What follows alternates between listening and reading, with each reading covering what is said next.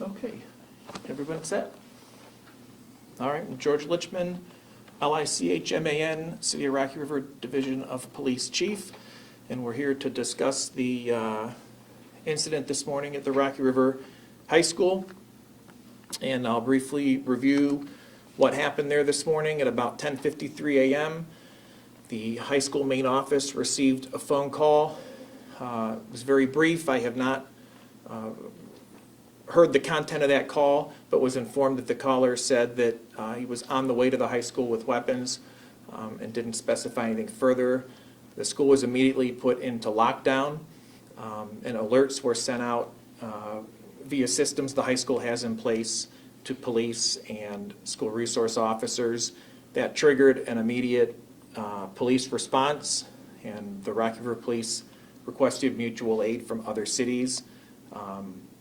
Other law enforcement partners on the west side here, Lakewood, Bay Village, Fairview Park, North Olmsted, and Westlake, all responded as we've trained to do many times, and conducted a complete search of the school. Cleared the school and searched the school twice by probably about noon, maybe 10 afternoon. That was done twice, and nothing was identified that would be a threat to the students.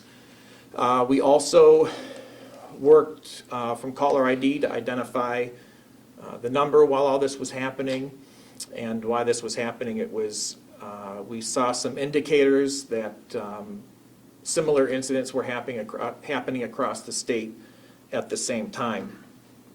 Once the building was cleared and made safe, the school district decided to release students early for the day so that they could kind of recover from this. 12:30 p.m., students that drove were released, and at 1 o'clock, students that walked or could be picked up by parents were released. The police are still there. They're searching the building. Just to be extra careful, we did get some bomb-sniffing dogs to come and search, just to make sure, on the side of caution. They're conducting that search now, and like I said, it does appear to be part of a pattern of activity across the state that local agencies are working to solve and identify the person who's made those calls.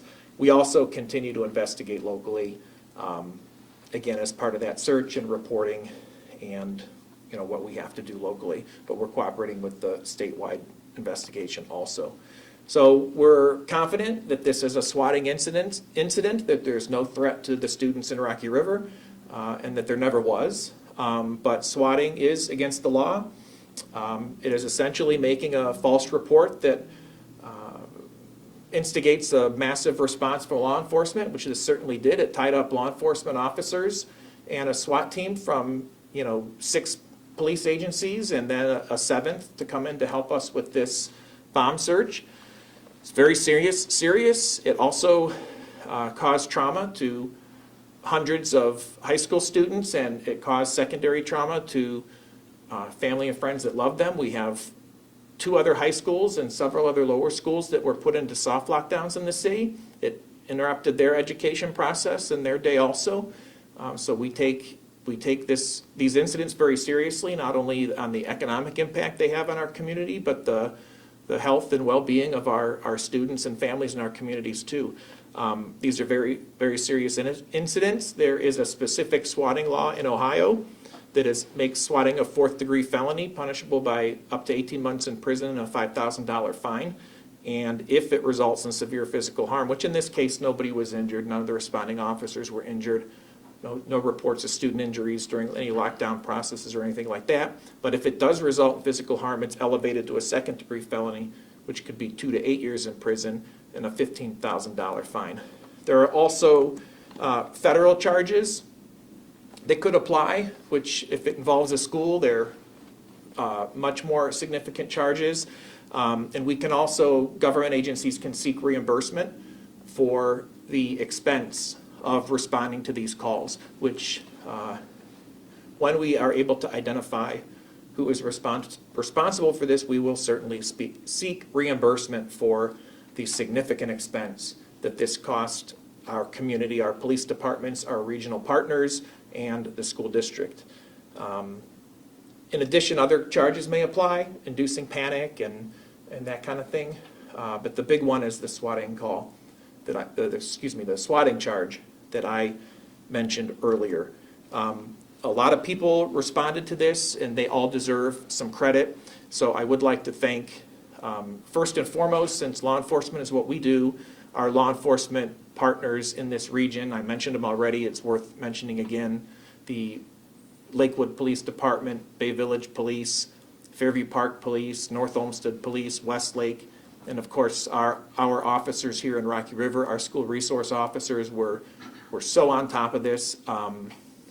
It was a phenomenal response. We've trained for this for many years, and you can imagine how my stomach sank sitting up in the office and hearing this happen. But everybody performed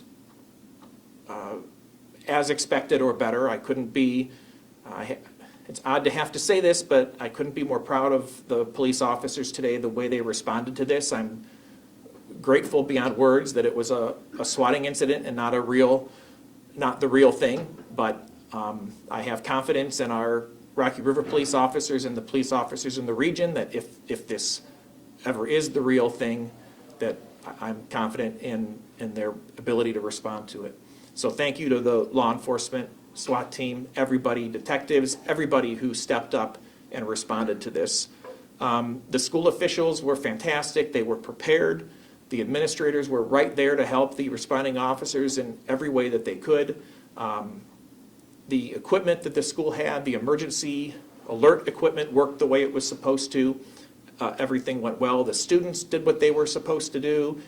We heard no grumblings. They knew exactly what to do and did it. They had to stay in a classroom for, an hour and a half, a little over an hour and a half, some of them up to 2 hours.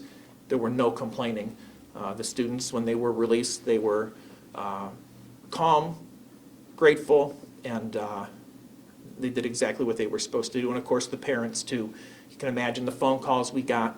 I'm sure the district was receiving phone calls.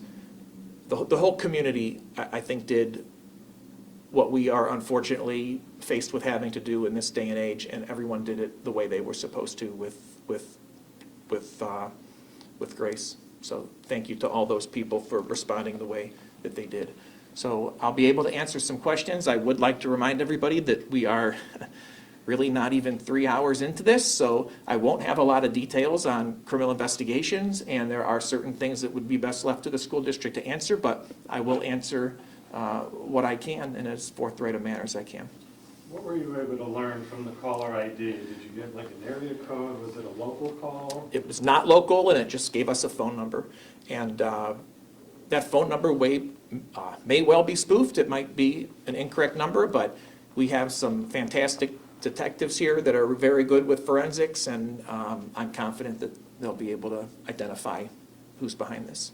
You mentioned cooperating with a statewide investigation. Because this appears to be a statewide swatting thing, can you maybe describe the nature of that, what other agencies you've been in contact with? The only one I know for certain that I know that several other agencies have been through this, but I know that one of our detectives has already been talking with Lake County. I know that there are other agencies across the state who've received these calls. I can't really share how I know how many at this point. I'm afraid that could get in the way of how some of these cases are investigated. I'm just erring on the side of caution with that, but I know that at least 7 or 8 other communities are looking into similar incidents. So I'm sure that that'll come across the news, and you guys will be able to piece that together. I just don't want to reveal the actual technique on that right now. But we have been working together to try to identify the phone number and its origin. So that's how right now.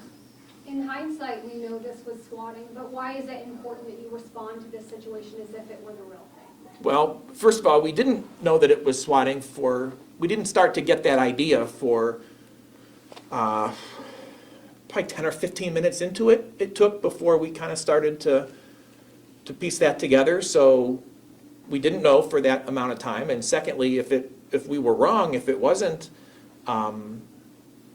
swatting, and somebody either had already gotten into that school or did come to the school, and we were going to wait for that 10 or 15 minutes to determine if that's a significant amount of time that somebody could have got in there and caused harm, to the students and adults in that building. Will you talk about the nature of the call? Like, how does this work? What is said? My understanding is that it was a very brief call, and all that was said was that somebody was on the way to school with weapons, and that was it. Again, I did not hear the call. I didn't interview the person who took the call, but that is what triggered this all. So that's really all I can tell you on that. I'm sure I'll know more by the end of the day, but for now, that's what I can tell you. The call came to the school? correct? Yes, to the school, to the high school. Right. And what are the similarities between that call and the call that Lake County responded to? I am not sure. The only clue I have to that is that a reporter I talked to made a comment that asked me a specific question that leads me to believe that one of the other recipients of a call, the caller may have said something about shooting at the school from the road. But I don't know that our caller said that. But I spoke to a reporter on the phone who asked that specific question, so I'm thinking that's a possibility. Who took the call at the high school? And was it a human voice, a computer-generated voice? Do you know that? I don't know the answer to that, to either of those questions. Can you give us a ballpark when we talk about economic impact, how expensive it is for all these resources to go to Yeah. school? Well, we do keep track of every policeman who was there in every city and every resource, so I'm gonna guess, I don't have that list. There was an officer, at every crime scene, there's an officer charged with keeping a log of who comes and goes, so we don't do that just for the purpose of reimbursement, but we did have an officer do that, and I believe we were up to around 30 officers that were there. And so if they were all there for 3 hours, and hourly wages can vary, but, most of us are probably, in the around $40 an hour range, give or take, depending on rank and tenure. So $120 a piece, and then equipment. I believe the schools are eligible if they have expenses too.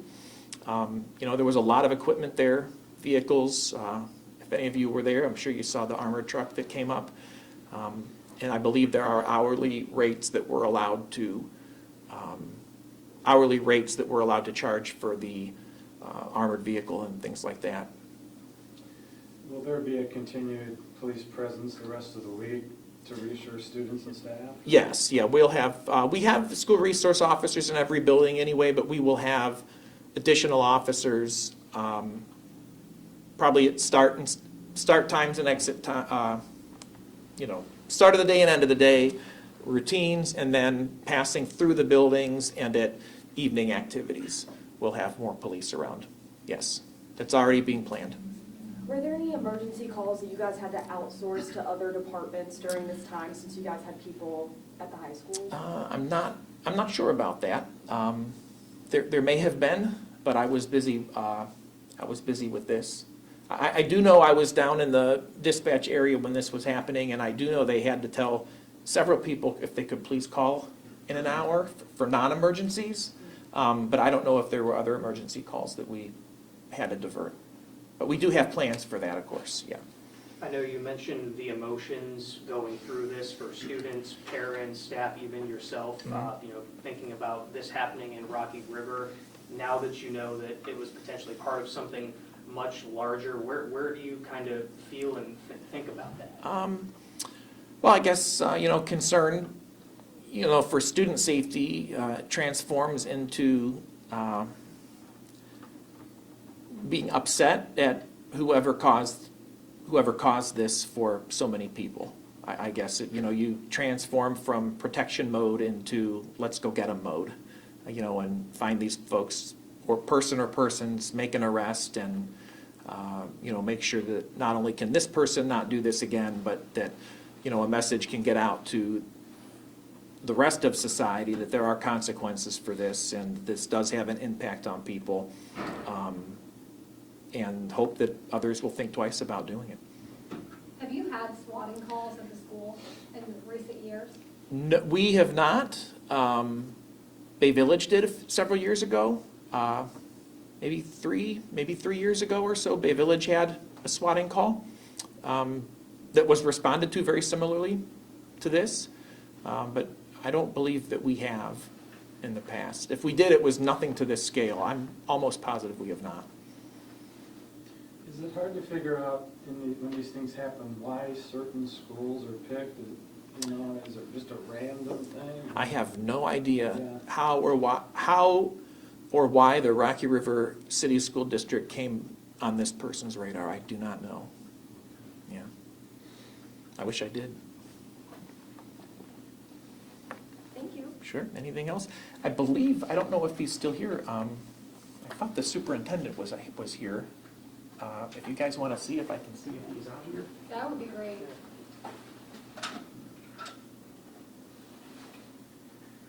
I can text him. Get involved in it? Yeah. Maybe. I think I saw somebody walk last year. He might have took off. Except I don't have phones down here. So he's not in the lobby, so he must have saw that we started already and took off, so. Okay. Thank you. All right, sure. Thank you. Mm-hmm.